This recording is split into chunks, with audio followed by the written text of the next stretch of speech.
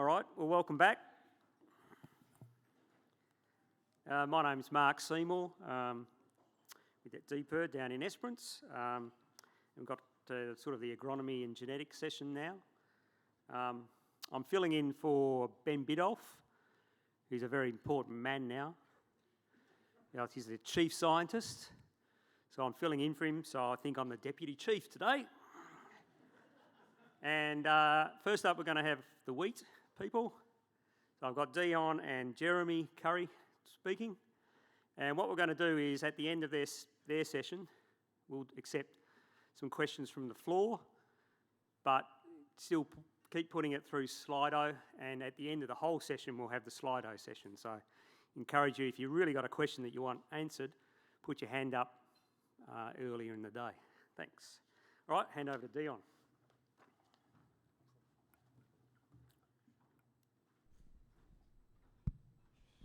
All right, I'll try and use this. A few people couldn't hear me last time, so in future reference, if you can't hear me or I'm not making sense, just yell something out. You will not offend me, so don't worry about that. Okay, so today I'll very quickly go through a few topics here, starting with the new varieties for the year. But really, we do want to get a bit of discussion. So, like I say, at any stage, please, I certainly don't mind if you interrupt. We'll probably just drop out the winter wheats, which Foz will be unhappy about. That's okay. Okay, so I guess one of the issues is for a lot of agronomists and a lot of people, I guess, talking to growers about varieties nowadays. A lot of the new varieties getting released are often increasingly a single year of NVT. We don't necessarily know what all the risks and opportunities with these varieties are. We also don't know necessarily, we don't always get the data applicable to their sowing windows and understanding the full range of risks that they're going to have. So that's one of the challenges I see, given that increasingly there's questions asked of the new releases and we simply just don't have the data. Now, given the fact that, bulking up seeds not necessarily the biggest burden or cost, I don't think it's necessarily a bad thing. There's some opportunity with that. If we do get winners to market quicker, that can help get that scale up. But it's just that point that I think the uncertainty needs to be pretty clear, I guess, when we start dealing with the new releases. So we've got three new releases this year for WA, being Calibre from AGT, Longreach Avenger from Longreach, and Valiant CL Plus from Intergrain. Really, they're across quite different uses and different strengths. Calibre, I guess, has been sort of pitched as the Scepter replacement, but I'm really sort of unsure of that yet. I still think we need more data before we'd go with that message. Longreach Avenger is a quicker APWN, but with such competitive and such good varieties in the market now, like things like Vixen, it's going to be very hard for that necessarily to get a lot of hectares. Valiant CL Plus, which is a different proposition altogether, and again, this is a part of that limitation of having a single year of NVT data and getting something of this maturity. So it's a much longer maturity wheat, so it's more like Cutlass. We just don't have the early sowing data to really evaluate its fit yet. It's in early sowing NVTs this year, but that's going to be, a lot riding on that, I guess, for that side of it. But there's a different system use for that variety. So with Calibre, I guess in a lot of our data so far, it's sort of coming in, it can be about 4 days quicker than Scepter. Other times it'll be the same. So it's sort of one of those things that when we do see it out yielding Scepter in the 2020 data, I guess the challenge is that a maturity advantage it's getting over Scepter, or has it just got that high yield potential? So there's still a bit of uncertainty of where that fits, and hopefully this year's data will be able to clarify some of those questions. In the 2021 data so far, it's not out yielding Scepter in the NVT data mostly from the north so far. And so I guess it's just one of those questions of where this variety sits. It's clearly got some impressive yield potential in a lot of cases, but I'm just not yet convinced. I still think we need a bit more data to see where it fits. So I'm not saying I wouldn't get growers to bulk it up and have a look at it. I'm just saying I wouldn't be convinced that they're going to be phasing out Scepter for it yet. So to just sort of go through where its strengths were in the 2020 NVT data, we can see it's pretty consistently actually got an advantage over Scepter here. But where Vixen's already got an advantage over Scepter, they're pretty neck and neck. So I guess that challenge is, if it is through a maturity difference, potentially in some of the tighter finishes, it's also got to be able to compare with if growers already have Vixen. So there's that question.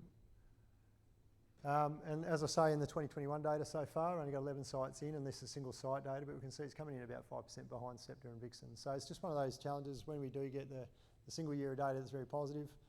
We still need to get a bit more information before we can really see where it goes, but there's 20 or 30 more NVTs before we can get a MET, and then that'll be a useful look at it. Long reach Avenger, as I've said, you know, is really competing against things like Vixen and Sting, and that is actually going to be quite a challenge. So if we see within the 2020 data, it was able to out-yield Scepter within the lower yielding environments. However, it wasn't able to out-yield Vixen. So it's one of those challenges. I can't really see it getting a lot of uptake for that reason. And there's no unfortunately there was a seed mix-up, so it's not in the 2021 NVT. But I can't see this one really getting a big planting. So Valiant, which is a bit more interesting as a combination, getting an early sowing clear field wheat is quite a different proposition. We've not really had anything that's really stood out in that area. But given it's got, again, single year data and no ag zone 1 or 4 in 2020, it's also part of that challenge of understanding what that risk trade-off might be, given it's a longer maturity wheat. But in the NVT data, you know, I guess if we're comparing it with Chief, you know, it might not look that impressive there, but you're comparing against a mid-season wheat. Once we start comparing with, say, Cutlass as an example, we actually don't see really much trade-off. Now, given how Cutlass is such a strong performer in April, if it's able to match Cutlass in April sowing and then having that IMI option, I think that's probably where that'll get quite a bit of interest. But we really do need to get that early NVT data and some earlier sowing time data to assess this variety. So there's not a lot of very clear messages about these new varieties given the uncertainty, and that's just the reality of it. Okay, so within our time of sowing trials, I just want to go through some of the more conceptual things, given that within a lot of maturity groups, you're going to get your better or your worse varieties. The reality is choosing the right maturity for your sowing window is still a big driver of your yield differences. You know, they don't always happen every year. You can get these big advantages in some years and not others. Understanding those trade-offs, what risk profiles come with those as well is important. But just take you through some of the Meriden data just to show some of the drivers. Here we have the Mullowart. You know, we have a nice flowering window with pretty steep sides to it. Now, one of the things within these flowering windows is a lot of the older extension materialists say it's about, you know, managing frost here and it's about managing heat over here. The reality is it's not. If we have unfrosted trials, we still get this shape. We still often get an increase of yield up to a point, and then this here is really about water and terminal drought. As Ian showed before, there wasn't a lot of hot days this year, but there was still terminal drought, and we're still getting quite a steep decline in yield potential here. So it's really critical to try and, as best you can, manage this point of higher potential. If we see more raw data from an unfrosted trial in 2020, we can see this distribution between grain yield and flowering date. And we can see we still get a bit of an uptick here. We get some of our highest potential by targeting that flowering time. And if we look through what it is, it's really just the total dry matter that drives that. So if we express yield by dry matter in the unfrosted trials, we get a nice straight line and quite a strong relationship. It's the strongest relationship we get out of anything we analyse in terms of yield components or anything else. So I know a lot of agronomists are obsessed with counting tillers and heads. I know it's an achievement for some, but the reality is it's just not that strong a relationship. Dry matter is typically the strongest relationship we get, and the only thing that mirrors this is grains per metre. So the reality is that, you know, getting your phenology right is really about getting the crop's opportunity to grow the most bulk and the best yield potential. Now, if we look at this year with the frost, obviously completely jacks things up, and that's just how life goes, particularly when it gets to the highest yield potential window. You know, the trade-off between trying to dodge this frost and, you know, trying to avoid that frost too much, you're going to get a lower potential just about every year. You know, so it's part of that challenge is managing your trade-offs. Now, in environments that don't get a severe terminal drought, soil types that don't get a severe terminal drought, the pressure is not on as much in those locations, right? So when you're farming in York, you've got a completely different trade-off between your frost management and your terminal drought management to what you do at, say, Merredin on a heavy land soil that's frost prone. And the other factor is that there's also these change year to year. They change year to year based on the rainfall and the temperatures and other things, but also in years where you get a late rain, soil kicks up later and you can start getting some of your highest yields out of your 20th of June sown wheat, for example. So the reality is the terminal drought really has, in most of the state, the biggest driver of when your optimum flowering time is. But it varies year to year, and so it varies in terms of when your flowering time will occur. And that variation year to year can be bigger than the window you're aiming for. So there's a fair bit of uncertainty. It's still the biggest factor driving your wet yield performance, but there's considerable uncertainty to it.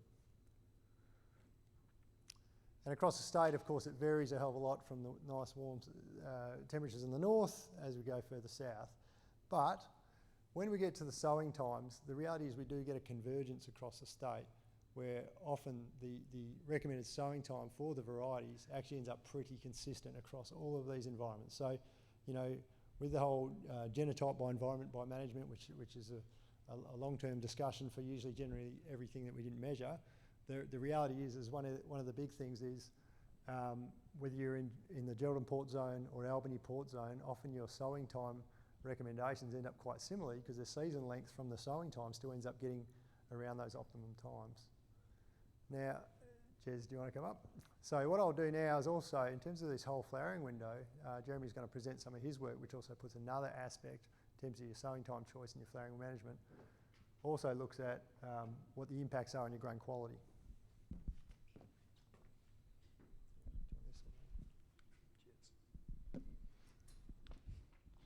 So I'll get my timer on so I don't go over.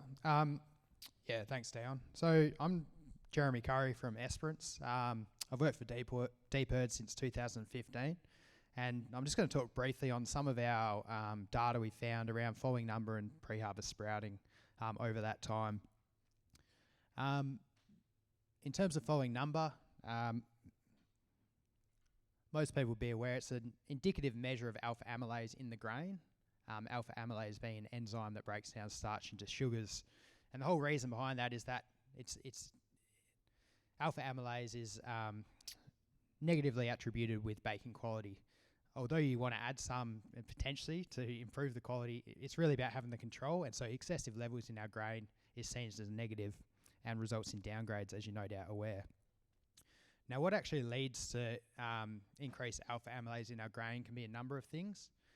The most prevalent and the most common, and probably the most relevant to this discussion, is on the right here on the right there, with shot grain or sprouted grain, and that's mostly what I'm going to talk about today.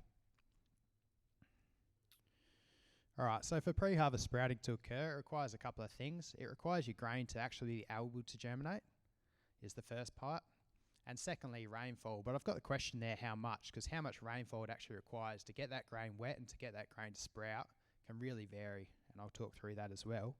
And then at the end, hopefully we'll be able to talk about how we're going to best manage that risk. Alright, so this is a Scepter crop sown in May at Gibson in 2021, and what we've done is we've sequentially sampled this crop over time, hand threshed out the grains, and then put them in a petri dish to see if they're going to sprout. So on the 4th of November, you can see that crop there, still got a fair bit of green in it, still a few weeks away from maturity. And when we sampled it and put it in a petri dish for 3 days, only 4% of those grains actually sprouted. 1 week later, you can see a fair bit of that colour's worn off. There's still a few green tillers around, but even at that relatively early stage, 42% of those grains are actually ready to sprout should they get wet enough. And then on the 18th of November, so this is the crop's physiologically mature. It's still at relatively high moisture. It is drying down. But at that time point, 91% of those grains were actually ready to sprout. And so this is Scepter sown in May. So you can see that it's relatively early in that maturation period where that sprouting can occur should we get the rainfall and the conditions. Now there's a couple of main points around this ability to gain germination, or probably the wearing off of grain dormancy. Some of you might be aware of it. It can be really varietal dependent. So we have got varieties, not many, that have better grain dormancy in which case this onset of germination is delayed till they, in some cases, pass their harvest ripeness, even for a couple of weeks. So DS Pascal is an example of that, where when we've done this same test with DS Pascal, even as we go past maturation, the percentage of germinated grains is more like 20 or 30%. The other thing that really drives it is the environment. So cooler, wetter, softer grain filling conditions often result in less grain dormancy, whereas harsher grain filling conditions, high temperatures, moisture stress, increase grain dormancy. That was Ben Bidoff's PhD a few years ago, highlighted that really well in the West Australian environment. So that's a bit around, will our grain be able to sprout? And for most of our varieties, by the time they've lost all colour in their grain, they're generally going to have a reasonable germination percentage. The other question is how much rainfall is it going to actually take to induce that germination? The key principle of it is that any rainfall that occurs that keeps the grain wet, increases the moisture and keeps that grain wet for longer, is going to cause more sprouting. But there's a couple of things that we're finding is increasing our risk, and that's around early maturation and also varieties differing in their susceptibility. At this point, I'll just point out this work that's been done over the last 7 years, much of it through the DPIRD and GRDC funded Tactical Wheat Agronomy project, and then in the last couple of years with some DPIRD funding as well. All right, so Dion was just pointing out some of the relationships between flowering time and yield, or flowering time and dry matter. What we've actually got here is me sampling crops, or the royal we, I guess, our crew down in Esperance, sampling crops as they're reaching maturity. So before they're harvest ready, they're still quite high moisture, but we're cutting them out of the field before, hopefully before the sprouting occurs. So you can see with some of our early sowing combinations, let's say we sowed a vixen in April, we're finding it's maturing quite early in that sort of late October period in this example at Gibson in 2017, versus, if we had our more traditional planting windows. What you can see here is the falling number when we took those cuts at maturity. There's incidences of falling number of less than 300 is always occurring in that early maturation period. That's despite the fact that the rainfall at that time wasn't particularly high, especially when you compare it to some of this rainfall that occurred in mid-November. When we look across 4 years, so 2015, 16, 17 and 18, 4 years at Gibson, 4 years in a row where we're seeing that early maturation coinciding with low falling number at maturity. And as I mentioned, this is cuts at high moisture, so before they'd be harvest ready. In 2019, I wanted to really find out when exactly this was occurring. So we started taking cuts, that Scepter, when we took that first cut on the 9th of October. You can see how green that was. Typically, we wouldn't expect that to be a particularly risky time to get rain on it. What we actually found is a week later when I took a cut, having had 10 to 15 mils on that plot, the falling number had already dropped to 130. And you can see that low falling number persisted through the rest of the harvest period. Scepter wasn't the only variety. That's Mace, Magenta and Westonia up to there as well. And they all followed that same pattern where they were just going through that maturation. They obviously were ready to germinate, and that rainfall tipped them over the edge. The other key point, which will lead into how we're going to manage sprouting, is that varieties do differ in their susceptibility. And this is what we've spent a lot of time over the last 7 years trying to get a gauge of which varieties are high or low risk. So doing things like germination tests. We take cuts, we put them into the lab, put rainfall treatments over the top, and we induce sprouting and see how the falling number changes over time. And we take as many cuts from the field as we can to see real-world examples of sprouting actually being induced by actual rainfall. And the result of all of that is we produce the falling number index ratings. And so this is our guide to say to you guys, we consider this variety to be high risk or low risk or okay. So Scepter being rated 5, similar to Mace, we typically see that to be an okay variety for most of the state. You'll get caught out in risky environments, in wet harvests, but for the most part, generally okay. As we start to move towards varieties like 6P, looking better than Scepter, for example, or lower ratings seem to be higher risk. Unfortunately, the 2020 trial did get waterlogged, so we weren't able to update these last year, but we're working hard in 2021 to get some data on new varieties like Denison and Valiant and things like that, and also confirm some of our ratings around Rockstar and Catapult. So this is probably the crux of the whole thing, is a lot of interesting data, but how are we actually going to go about managing sprouting? And the key thing here is appropriate variety choice with an appropriate sowing time. And it's not too different to what Dion has talked about and will talk about in terms of aiming for yield as well, about matching that phenology to our sowing time. But we're just tying in our pre-harvest sprouting susceptibility here as well. So I showed you the graph before of how some of our varieties, when they were sown in late April, and they sprouted relatively early in that maturation period. If we look at Pascal or Eagle Rock, varieties with a high falling number index, you can see that despite Eagle Rock having a similar maturity to these other varieties, it maintained its falling number all through the harvest period. Even when we're getting significant Christmas rainfall and it sat there in the paddock for 2 months, it was still okay. The other option is the later sowing. We've moved our maturation date later, and that's reduced our risk as well, despite there being some significant rainfall events there as well. So I guess the final thing is just considering when we are looking at some of our later sowing situations. So here we've got late May to June sowings. You can see that the incidence of low falling number is relatively low. In those scenarios, I don't have many qualms about actually picking up varieties with lower falling number index ratings, because they seem to be a lower risk in those environments. However, it's when we're pushing our sowing dates earlier where I've got to be wary about picking faster maturing varieties, which are going to mature quite early in the harvest window. So by going to a slower maturity, it should be more suitable for yield anyway, but going to a slower maturity, but also being very aware of our falling number risk by understanding that we might be increasing our risk in those environments. So yeah, that's my sprouting spiel. I don't know if anyone's got a quick question from the field, otherwise I'm happy to wait till the end and go from there. Thanks, Jeremy. Okay, so we can see that whether it's chasing the yield potential or managing some of the quality risks, and Black Point in some of the data that Jeremy and Brenda have measured in the past as well also reflected this as well. So those ratings become more and more critical and much higher risk once you start pushing that window earlier.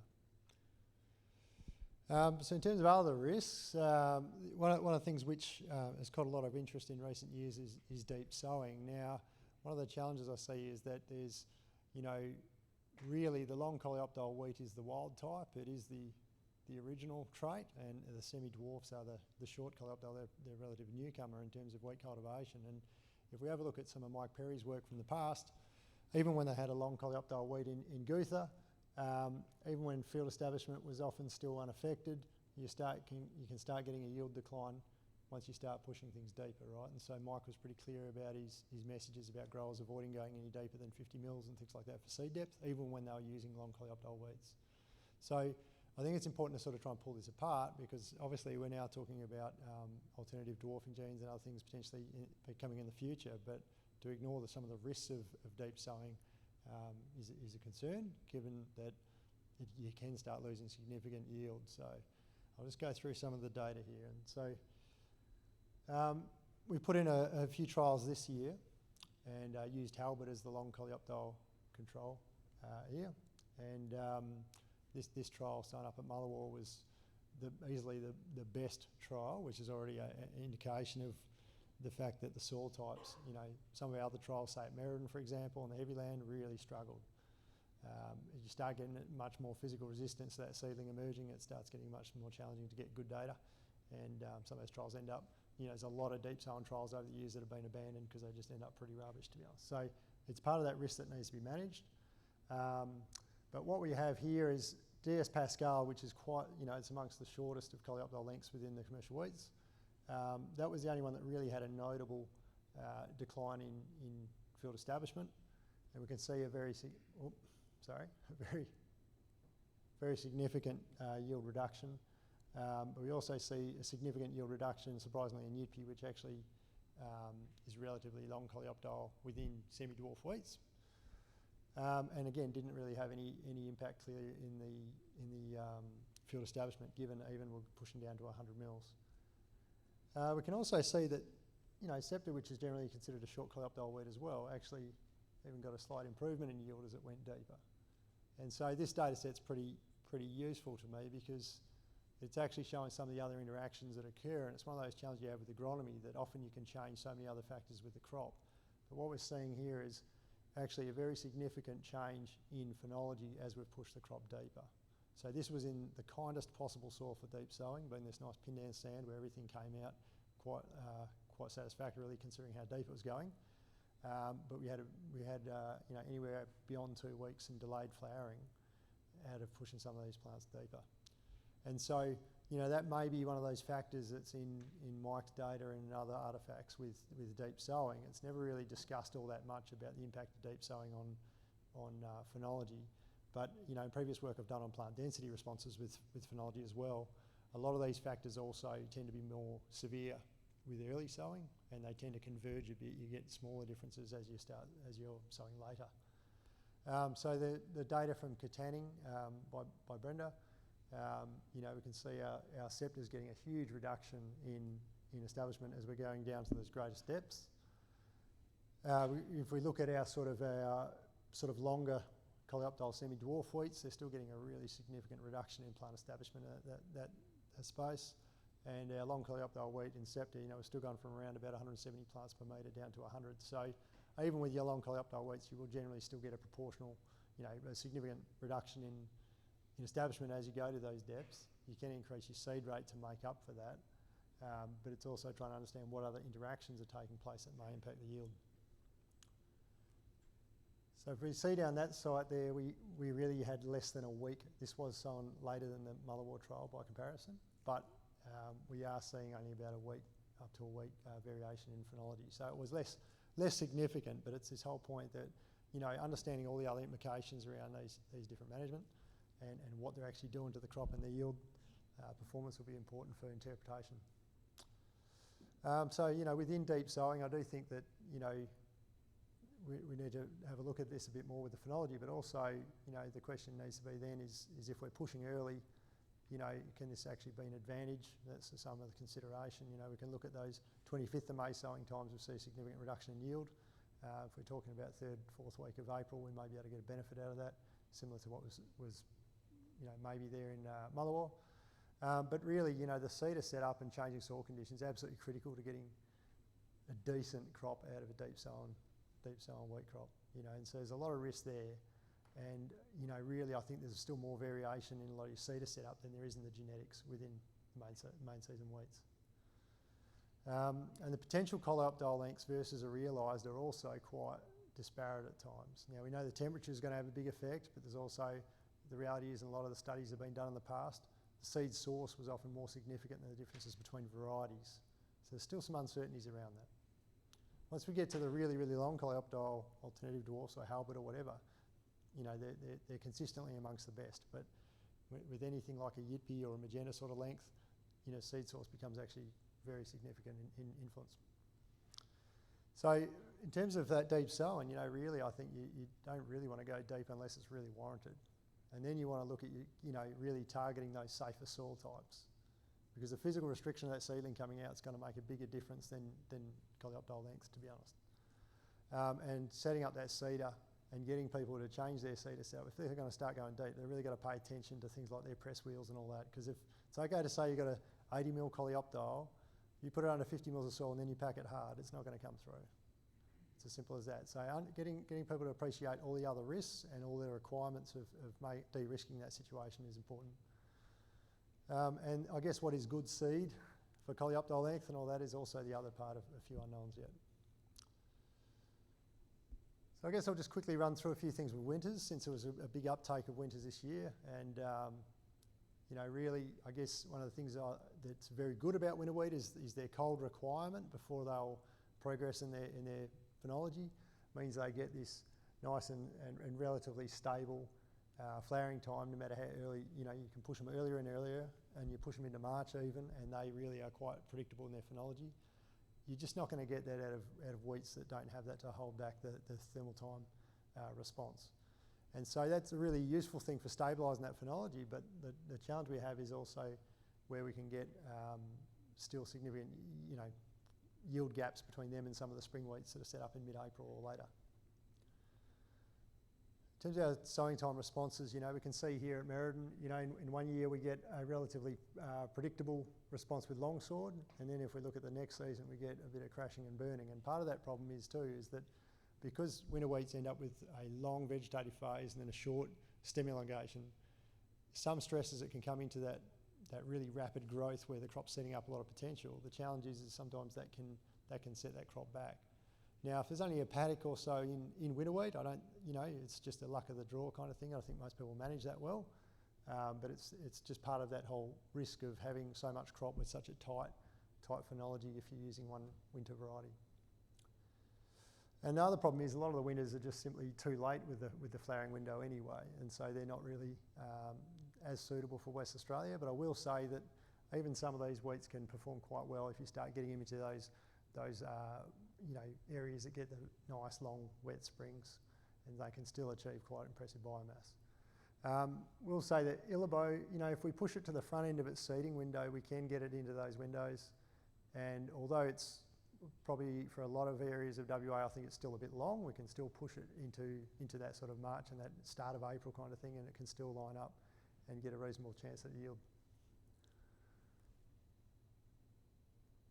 One of the other factors is also with that planting, I don't think I mentioned it clearly before with Valiant, but when you start pushing some of these long season wheats early, the Z31 time can come around pretty quick. If you're pushing them into sort of mid-April, you can end up having Z31 by the start of June. So even with Valiant as an example, your Innovix deadline is going to be the start of June.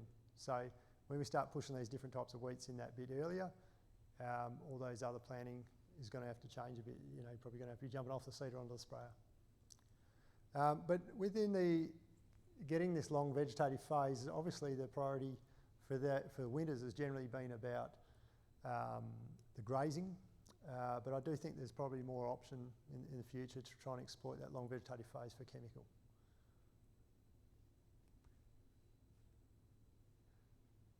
Just a quick discussion too. So we also put in some internally funded research this year looking at different winters and different semi-winters. So in the past, 100 years ago, there was actually recommendations from the department to sow semi-winter wheats and winter wheats into the start of April. But it tended to exclude things like Yandilla King, which is a variety back then, from the low rainfall, and only go to a Nabwa or Ben Cubbin sort of maturity for low rainfall. And what we also saw was in high rainfall, that's where it tended to have a broader window where you could grow those longer winters. And that's very similar to what we're still seeing now with winter wheats today. What I will say though is their development was slightly different. To me, they don't seem to have a definite vernalisation response where the plant tends to grow prostrate and requires that cold accumulation to progress. But they sit kind of in between their development. They tend to sit in between the current winters and the long springs. And so I think that there's probably room to get more types like that may also be a better option for some of these really early sowing opportunities and not ending up out the back end of the flowering window. Okay, so another aspect with winters is the vernalisation trait tends to suppress growth quite a bit during these early stages. This is from Jeremy, so some of the data doesn't show very significant there. As we get later, you can see Scepter up the top here, and as you get longer and longer winters, they get less and less biomass. So if you look at some of the material from, say, Tasmania in the past, where they did a lot of winter wheat work, what they used to do is blend a spring wheat and a winter wheat, so the spring wheat could provide the extra bulk for grazing, and then they could graze that out and take through the winter wheat. But the reason I'm raising this is that the grazing aspect, some of these winter wheats can end up with pretty pathetic growth sometimes, and if you're thinking they're going to get a good grazing carrying capacity, it's going to be very environment specific in how well they do. Now, one of the other considerations though is it going to be a winter wheat that does that grazing? If we look at, so this is Brenda's data from Katanning, and we can see that the barleys are absolutely killing all the wheats for biomass. And if we look at oats, we know that oats is going to do a very similar thing in general as well. Now, not saying you're necessarily going to push them into March, but does it have to be March, and does it have to be wheat in order to give these grazing benefits? So I think for any further evaluation of winter wheats fit in WA, I do think we probably need to put them up against some of the other cereals a bit more and ensure that, you know, in terms of deriving that sort of mixed farm use, are there other options?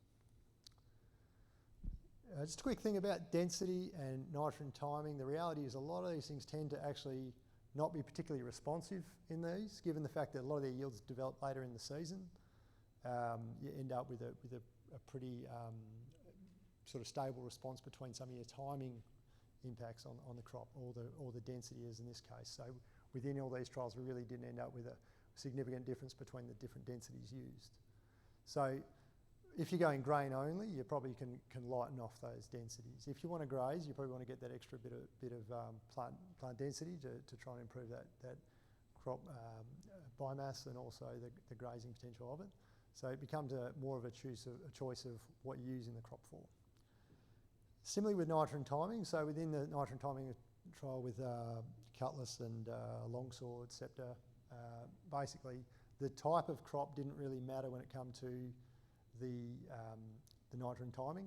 So basically it didn't come out significant between varieties at all, despite really different phenology. It was really environmentally driven, and it just came down to things like this of getting that nitrogen out before you started getting poor uptake in those conditions. So end timing of winter wheats is really quite flexible, to be honest. Now, if we look at the effect on tillers counted at anthesis, not counted back at Z31 or anything, the reality is that we also see quite a flat response in terms of that timing, in terms of how many heads you end up with at harvest. So the crop's quite plastic, and the reality is all the nitrogen timing extension material globally is, again, all about how you're using it. If you want to graze it, you want to encourage that early growth, you want to allow that plant to be set up well, you bring your nitrogen forward. If you're doing grain only, you've got plenty of time, and you've got to mainly get the N out before the conditions start impairing uptake. So I'd say, you know, overall, as you saw before, we could get some times where the winters could end up underwhelming in terms of their relative yield performance, but I do think that they have farming system benefits that warrant their production. One of Fos's clients this year, for example, 2J, had a paddock that they knew was going to be too wet. They put it in elbow early, and I think it was a fantastic outcome given how hard it would have been to work on that paddock later in the season. And so those factors do become quite significant. It's not necessarily about, you know, optimising those plot yields. It's really about getting that whole system to work best, given the reality of other constraints and logistics. I do think that grazing does need to be compared across species to really, really show their value. And again, that canopy management should be based on what you're trying to achieve with that crop. So I'll just wrap it up there.